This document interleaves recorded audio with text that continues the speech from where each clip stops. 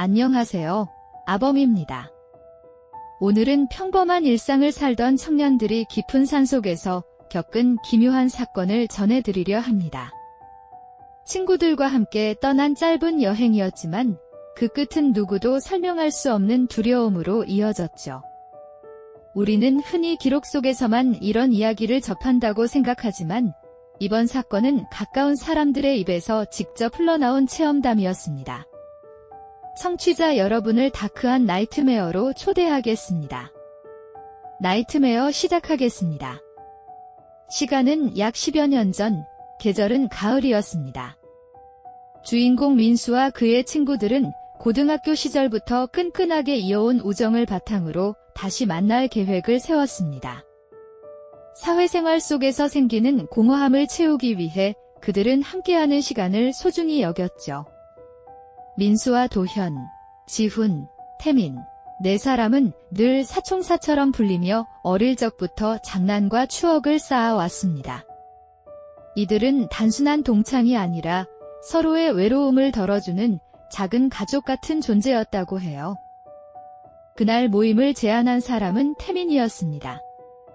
그는 경기도권에서 일을 하고 있었고 이번에는 단순히 모여 술잔을 기울이는 것이 아니라 색다른 시간을 보내자고 제안했죠. 태민은 이렇게 말했습니다. 우리가 다 군대까지 다녀왔는데 이제는 텐트를 치고 산속에서 하룻밤을 보내는 건 어떻겠냐는 것이었어요. 도심 속의 소음과 회사 생활의 무게에서 벗어나고 싶은 마음이 모두에게 있었기에 그 제안은 자연스럽게 받아들여졌습니다. 문제는 장비였습니다. 4명 모두 캠핑을 즐기는 사람은 아니었고 집에 텐트를 보관하는 이도 없었죠. 하지만 태민은 회사 근처에서 장비를 대여할 수 있다고 말했습니다. 몇 번 이용해 본 적도 있다며 자신있게 이야기했기에 친구들은 안심하고 계획을 이어갔습니다. 그렇게 약속된 날, 각자 배낭 하나씩을 챙겨 모이게 되었죠. 출발지는 경기도의 작은 도시였고 목적지는 강원도의 깊숙한 골짜기였습니다. 민수와 지훈은 같은 지역에서 출발해 한 차를 타고 이동했고 도현과 태민은 각자 준비를 마친 뒤 합류했습니다. 차 안에서 나눈 대화는 여느 때처럼 소란스러웠고 오랜만에 모였다는 사실만으로도 분위기는 들떠 있었어요. 술과 고기, 간단한 조리도구, 그리고 빌린 텐트까지 모두 싣고 나니 마치 어린 시절 소풍을 떠나는 아이들처럼 웃음이 끊이지 않았다고 합니다. 그러나 그들 앞에는 예상치 못한 밤이 기다리고 있었죠. 목적지로 향하는 길은 점점 좁아지고 험해졌습니다. 내비게이션은 작은 방죽 옆에서 목적지를 알렸고 더 이상 차로 들어갈 수 없다는 신호였죠. 네 사람은 차를 세우고 각자 배낭을 메고 산길을 오르기 시작했습니다. 초가을 특유의 차가운 공기와 계곡물 흐르는 소리가 어우러져 처음에는 오히려 산행이 즐겁게 느껴졌습니다. 이런 데서 삼겹살 구워 먹으면 정말 끝내주겠다, 이는 말이 절로 나왔다고 해요. 그들은 1시간 반가량 산을 올랐습니다. 중간중간 농담을 주고받으며 혹시 능이버섯을 발견하면 팔아 용돈을 벌자는 우스갯소리도 오갔습니다. 하지만 웃음 뒤에는 묘한 긴장감도 깔려 있었죠. 낯선 산속에서의 야영이니만큼 예측할 수 없는 일들이 일어날 수 있다는 막연한 불안이 모두의 마음속에 자리 잡기 시작했습니다. 그러나 청춘의 호기심은 불안을 쉽게 덮었고 그들은 점점 깊은 숲속으로 발걸음을 옮겨갔습니다. 한참을 걷다 보니 예상치 못한 광경이 눈에 들어왔습니다. 멀리서 보이는 파란색의 인공적인 무언가, 가까이 다가가자 그것은 텐트였습니다. 이미 누군가 산속에 자리를 잡고 있었던 것이죠. 처음에는 단순한 등산객이나 야영객일 것이라 여겼지만 곧 텐트 주변에서 움직이는 사람들의 모습이 보이자 호기심과 긴장이 동시에 밀려왔습니다.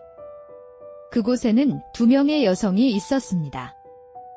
여성들은 또래처럼 보였고 아직 텐트를 완전히 고정하지 못한 듯 서툴게 줄을 묶고 있었습니다.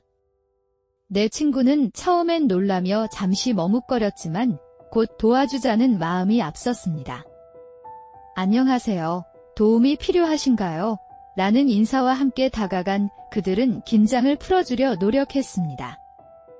여성들도 경계를 하다가 차츰 마음을 열었고 함께 웃으며 대화를 나누기 시작했습니다. 예상치 못한 만남은 즐거운 해프닝처럼 흘러갔죠. 결국 내 친구는 자신들의 텐트를 여성들의 텐트 옆에 치기로 했습니다. 먼 길을 더 오르기보다는 지금 이곳에서 함께 머무는 것이 안전하다고 여겼기 때문이죠. 그들은 각자 가져온 음식을 나누어 먹고 불을 피워 둘러앉아 웃음소리를 나눴습니다.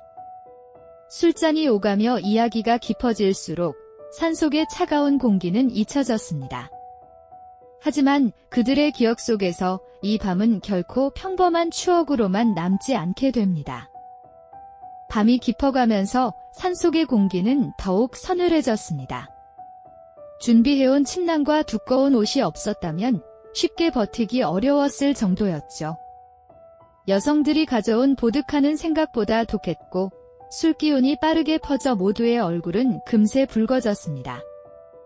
추위와 취기가 겹치자 대화는 더욱 들떴고 웃음소리는 어둠 속에서 메아리처럼 번져갔습니다. 그러나 그 소리가 사라진 뒤에는 설명할 수 없는 정적이 따라왔다는 기록이 남아있습니다. 밤 11시 무렵 모두 각자의 텐트로 들어가 휴식을 취하기로 했습니다. 여성 둘은 한쪽 텐트로, 내 친구는 옆 텐트로 나뉘어 누웠죠. 술에 취해 곧바로 잠들 법도 했지만 오랜만에 모인 탓에 이들은 여전히 도란도란 대화를 이어갔습니다. 그러나 그때 여성 텐트의 지퍼가 조용히 내려가는 소리가 들렸습니다. 그리고 발소리 하나가 어둠을 가르며 다가왔습니다. 잠시 뒤 들린 목소리는 떨림이 묻어 있었습니다. 저기요, 혹시 주무세요? 술기운에 화장실이 급했지만 무서워서 혼자 가지 못하겠다며 도움을 청하는 말이었죠. 민수는 잠시 망설이다가 고개를 끄덕였습니다. 그런데 여성은 굳이 일행 중 도현과 함께 가고 싶다고 말했습니다. 낮부터 서로 이야기를 나누며 가까워진 탓이었을까요? 도현은 기꺼이 따라 나섰고 나머지 친구들은 농담을 주고받으며 텐트 안에 남아 있었습니다. 그러나 몇 분 뒤 또 다른 발소리가 들렸습니다. 이번에는 두 번째 여성이 텐트 밖으로 나오는 기척이었죠. 그녀 역시 같은 이유를 댔습니다. 술도 마셨고 혼자서는 무섭다는 것이었습니다. 이번에는 태민이 나서겠다고 했습니다. 내가 안전하게 모시고 다녀올게 라며 의기양양하게 따라 나섰죠. 결국 텐트 안에는 민수와 지훈 둘만이 남게 되었습니다.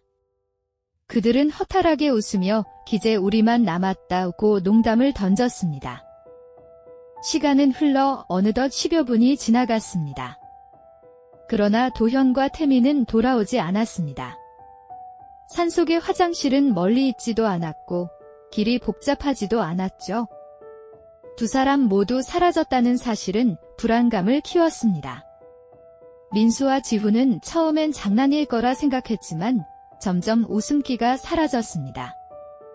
얘야, 이거 그냥 웃고 넘길 일이 아닌 것 같다는 말이 나오자 둘은 결국 손전등을 챙겨 밖으로 나섰습니다. 깊은 밤에 사는 상상 이상으로 어두웠습니다. 작은 손전등 하나가 비추는 빛은 나뭇잎에 부딪혀 금세 흩어졌고 발밑은 불안정했죠. 두 사람은 이름을 부르며 여기저기 수색을 시작했습니다. 도현아, 태민아, 외침은 메아리만 남기고 되돌아왔습니다. 이상한 점은 발자국이나 다른 흔적조차 찾을 수 없었다는 겁니다. 불과 몇 분 전까지만 해도 함께 있던 친구들이었는데 마치 존재 자체가 지워진 듯 자취가 없었습니다. 그들은 서로의 얼굴을 확인하며 결정을 내렸습니다. 더 멀리 떨어지면 위험할 수 있으니 함께 움직이자는 것이었죠. 조금 더 넓은 반경을 살피자며 조심스레 걸음을 옮기던 순간 민수는 설명할 수 없는 서늘한 기운을 느꼈습니다. 등골을 타고 흘러내리는 냉기와 함께 본능적인 두려움이 스며들었죠. 불빛이 닿는 곳은 한정적이었고 어둠 속에서 무언가가 지켜보고 있다는 감각이 점점 강해졌습니다. 지훈은 앞장서며 계속해서 이름을 불렀습니다. 그때 민수의 눈에 들어온 것은 낭떠러지였습니다. 분명 평탄하게 이어지던 길이었는데 불빛이 비추자 깊이를 알 수 없는 절벽이 나타난 것이죠. 잠깐만, 더 가면 위험해. 민수가 소리쳤지만 지훈은 이미 앞쪽으로 나아가고 있었습니다. 순간 민수의 심장이 요동쳤습니다.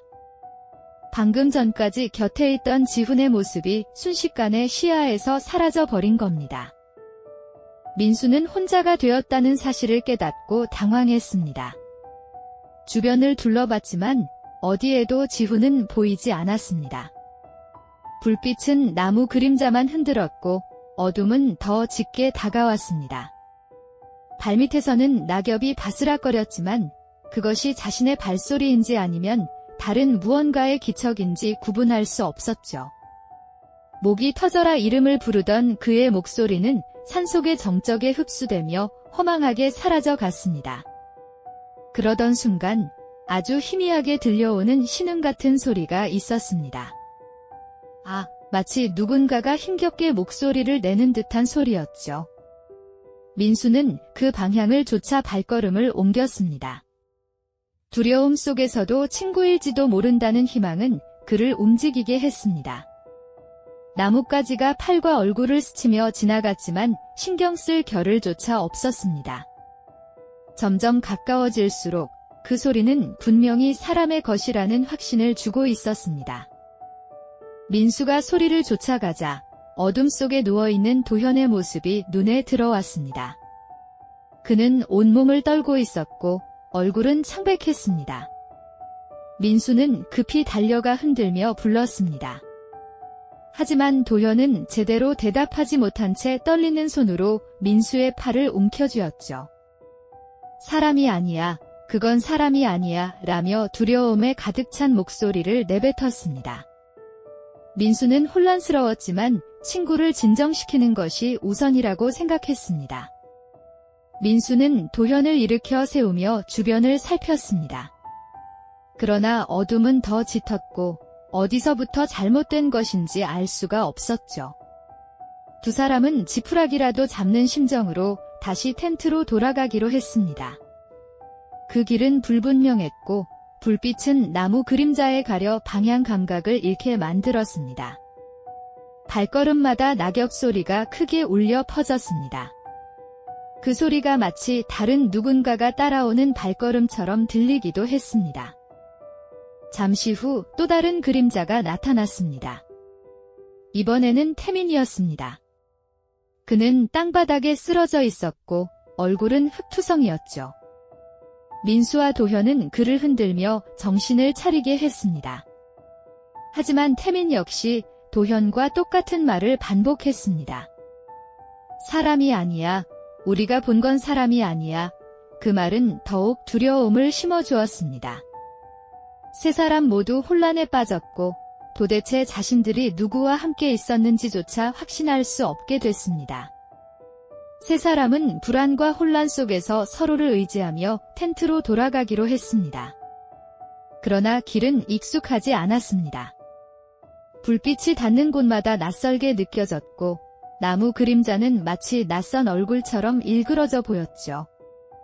이때부터는 농담 한마디조차 나오지 않았습니다. 오직 빨리 돌아가야 한다는 생각만이 지배했습니다. 심장이 쿵쿵 뛰며 귓가에 울려 퍼졌고 그 소리가 마치 누군가의 발소리처럼 겹쳐 들려왔습니다. 한참을 헤맨 끝에 멀리 희미한 불빛이 보였습니다. 그 불빛은 분명 자신들이 쳐둔 텐트에서 흘러나온 것이었죠. 세 사람은 거의 비틀거리며 그곳으로 달려갔습니다. 그리고 마침내 텐트 앞에 도착했을 때 그곳에는 지훈이 홀로 누워 있었습니다. 그는 마치 아무 일도 없었다는 듯 잠에서 막 깨어난 얼굴이었죠. 세 사람은 충격에 빠져 서로를 바라보며 말을 잇지 못했습니다. 너 왜 여기 있냐? 민수의 목소리는 떨렸습니다. 지훈은 이해할 수 없다는 듯 눈을 비비며 난 처음부터 여기 있었다고 대답했습니다. 그는 자신이 산속을 돌아다닌 적이 없다고 했습니다. 분명 조금 전까지만 해도 함께 움직였는데 그의 기억은 완전히 달랐습니다. 도현과 태민은 얼굴이 굳어갔고 민수 역시 자신이 본 것이 환영인지 현실인지 알 수 없게 되었습니다. 네 사람은 결국 더 이상 산을 헤매는 것은 위험하다고 판단했습니다. 그래서 남은 밤을 텐트 안에서 버티기로 했습니다. 랜턴을 최대한 밝게 걸어두고 혹시라도 누군가 돌아올 수 있다는 희망을 붙잡았습니다. 그러나 시간이 흐를수록 정적은 더 무거워졌습니다. 술 기운은 이미 사라졌고 오직 낙엽 밟는 소리와 바람의 숨결만이 들려왔습니다. 그 순간마다 모두는 서로의 얼굴을 보며 불안에 떨었습니다. 날이 밝아오자 텐트 밖의 모습은 충격적이었습니다. 전날까지만 해도 새 것 같던 천은 색이 바래고 해져 있었습니다. 마치 수년 동안 방치된 것처럼 보였죠. 친구들은 눈을 의심했습니다. 우리가 언제부터 잘못 본 거냐라는 말이 나왔습니다. 실제로 그들은 텐트를 분명히 어제 설치했지만 아침이 되자 그 텐트는 낯선 물건으로 변해 있었습니다. 두려움은 다시 현실이 되었죠. 급히 짐을 챙겨 내려가던 이들은 마을 어귀에서 한 할머니를 만났습니다. 허름한 옷차림에 고운 미소를 짓고 있었지만 눈빛은 왠지 모르게 날카로웠습니다. 젊은 것들이 아침부터 무슨 꼴이냐라는 말에 이들은 떨리는 목소리로 간단히 대답했습니다. 그리고 혹시 위쪽 산속에 다른 이들을 보지 못했냐고 물었습니다. 그러나 돌아온 대답은 그런 사람들 없다는 단호한 말뿐이었습니다. 세 사람은 안도의 숨을 내쉬었지만 동시에 소름이 돋았습니다. 그들은 분명 5, 아니 6명이 함께 있었던 기억을 가지고 있었습니다. 그러나 다시 확인해보니 단톡방에는 언제나 셋뿐이었죠. 우리 원래 삼총사였잖아 라는 사실을 깨달았을 때 등줄기를 타고 흐르는 냉기는 참을 수 없을 정도였습니다. 어제까지 함께였다고 믿은 그 친구의 얼굴조차 희미하게 떠오르지 않았습니다. 아침이 밝아오자 친구들은 서로의 얼굴을 확인하며 긴장된 마음을 달랬습니다. 그러나 텐트 주변을 살피던 순간 이상한 정적이 감돌았죠. 땅 위에 남겨진 발자국은 4사람이 아닌 5명의 흔적으로 이어져 있었습니다. 그 5번째 흔적은 언제부터 있었는지 알 수 없었고 발자국의 크기도 일정하지 않았습니다. 순간적으로 등골이 서늘해졌고 모두가 동시에 서로를 바라봤습니다. 불안감은 어쩔 수 없이 현실로 밀려왔던 거죠. 그들은 일단 산을 내려가자는 의견을 모았습니다. 혹시라도 잘못을 저지른 것이 있다면 외부 사람들과 접촉해 확인해야 한다는 판단이었죠. 그러나 내려가는 길은 오히려 어제보다 더 낯설고 길이 끊겨 있는 듯 했습니다. 분명히 지나온 길인데도 초행처럼 얽히고 설킨 수풀만 펼쳐져 있었던 겁니다. 지훈이 긴장된 목소리로 여기가 정말 어제의 길이 맞냐고 물었고 모두가 말문을 닫았습니다. 길이 기억과 다르다는 사실은 공포를 더 크게 만들었죠. 산 아래 작은 마을에 도착했을 때 노인의 시선이 그들을 따라왔습니다. 그는 묘한 웃음을 지으며 이른 새벽에 어딜 다녀왔냐고 묻더군요. 민수는 대답을 망설였지만 서연이 대신 산에서 하룻밤을 보냈다고 말했습니다.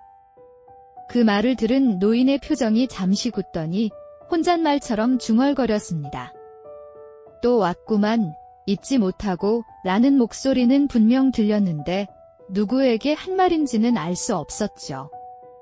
친구들은 그 순간을 외면한 채 발걸음을 서둘렀습니다. 마을 사람들은 낯선 이들을 경계하는 듯 했지만 동시에 무언가를 알고 있는 기색이 역력했습니다. 서연은 주민에게 물어보려 했지만 상대는 고개만 저으며 돌아섰죠. 결국 그들은 따로 안내를 받을 수 없었고 공허한 시선만을 등에 진 채 숙소를 찾아야 했습니다. 낯선 이들의 배척 속에서 그들이 겪은 일은 더더욱 설명하기 어려운 미궁으로 빠져들었습니다. 왜 다들 모른 척하는지, 왜 침묵을 고집하는지 알 수 없었던 거죠. 밤이 되자 악몽은 다시 시작되었습니다. 똑같은 발소리가 방 안을 맴돌았고 그 낙엽 밟는 소리가 귀에 쩌렁쩌렁 울려 퍼졌습니다. 서연은 식은땀을 흘리며 자리에서 몸을 일으켰습니다. 그러나 창밖에는 아무도 없었죠. 지혜가 불안에 떨며 우리만 듣는 게 아니냐고 묻자 모두가 고개를 끄덕였습니다. 같은 공포를 공유한다는 사실은 위안이 되기는커녕 오히려 현실의 무게를 배가시켰습니다. 공포는 꿈과 현실을 가리지 않고 그들을 따라왔던 거죠. 다음 날 그들은 절을 찾아가기로 했습니다. 산사의 고요한 종소리는 마음을 가라앉히는 듯 했지만 동시에 묵직한 압박을 전해주었죠. 스님은 그들의 사정을 차분히 듣더니 지난날의 행동을 되짚어 보라고 했습니다. 그 순간 성준이 떠올린 것은 대학병원 장례식장이었습니다. 주차비를 아끼려던 순간의 가벼운 행동이 지금의 모든 일을 불러온 것이 아니냐는 의심이 피어났죠. 그 사실에 모두는 말을 잃었습니다. 잘못의 대가는 예상보다 무거웠던 거죠. 스님은 고개를 천천히 끄덕이며 말했습니다. 망자를 가볍게 대하는 순간 남은 이들의 삶도 얽히기 마련이라고요. 그 말은 단순한 훈계가 아니라 뼈에 새겨지는 경고로 다가왔습니다. 태민은 차가운 한기를 느끼며 고개를 숙였습니다. 그들은 모두가 함께 빌어야 한다는 결론에 도달했죠. 더 늦기 전에 사과하고 우여진 굴레에서 벗어나야 한다는 절실한 깨달음이 찾아왔습니다. 이제라도 용서를 구하는 것만이 남은 길이었죠. 그날 밤 민수는 꿈속에서 다시 그 기틴 친구를 만났습니다. 익숙하지만 어딘가 이질적인 얼굴이 미소를 띠고 있었죠.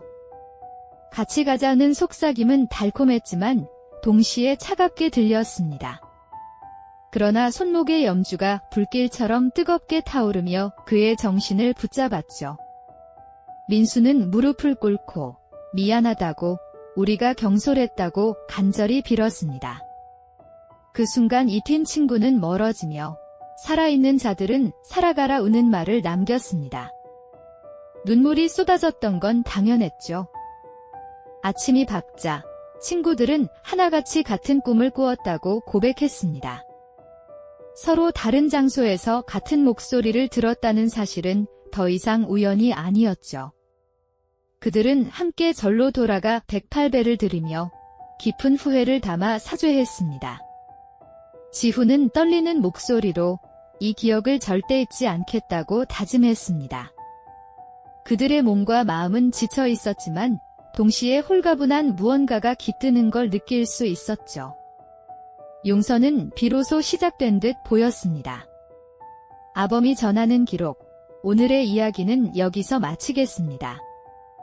산속의 기묘한 흔적과 친구들의 혼란은 단순한 괴담이 아니었습니다. 그것은 우리가 무심히 지나친 행동이 어떤 파장을 부를 수 있는지 알려주는 경고였죠. 기억해야 할 것은 공포 그 자체가 아니라 그 공포를 만든 무책임한 순간입니다. 청취자 여러분, 끝까지 함께 해주셔서 감사합니다. 오늘의 나이트메어는 여기까지 하겠습니다. 잊지 말아야 할 기록이죠.